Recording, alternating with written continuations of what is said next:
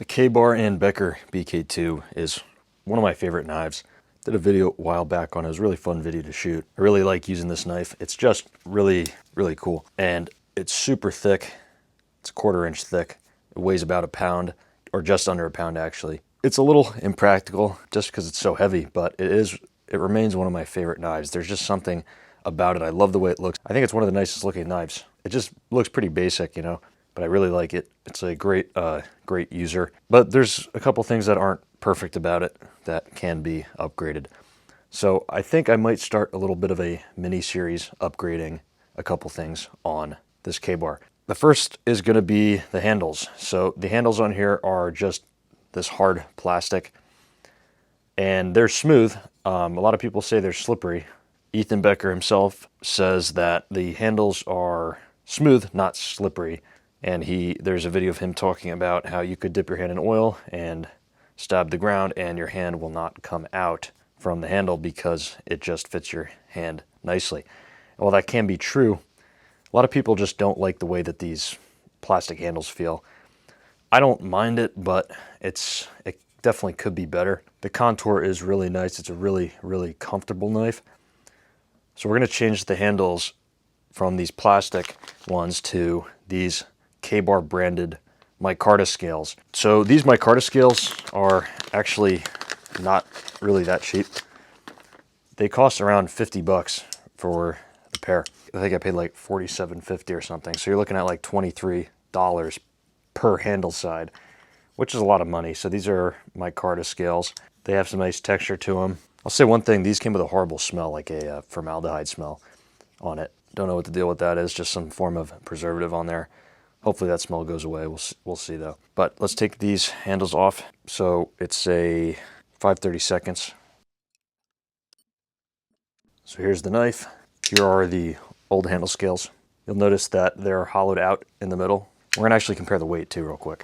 The BK2 is already a heavy knife. So let me just tell you what it weighs. You're looking at about 1.87 ounces for the plastic, about 3.1. So you're adding about 1.5 ounces switching to the Micarta handles. I just want to say something about the Tang of the BK2 real quick too, because the older design BK2 did not have these cutouts in the Tang. Some people don't like the fact that they do these cutouts now.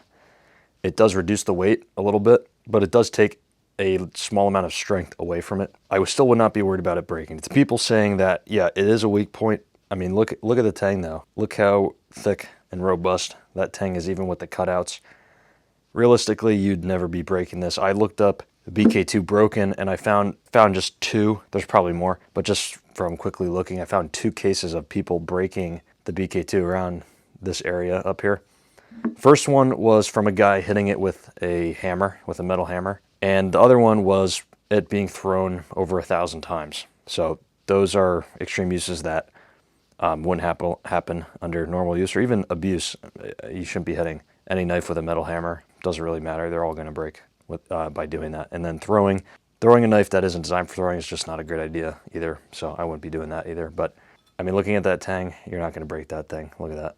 So let's get these handles on there. So put the nuts in the one side.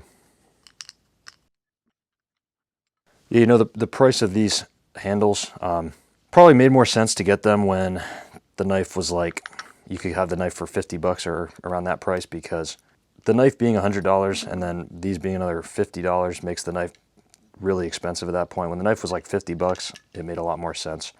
And it was a lot cheaper, a way better package deal there.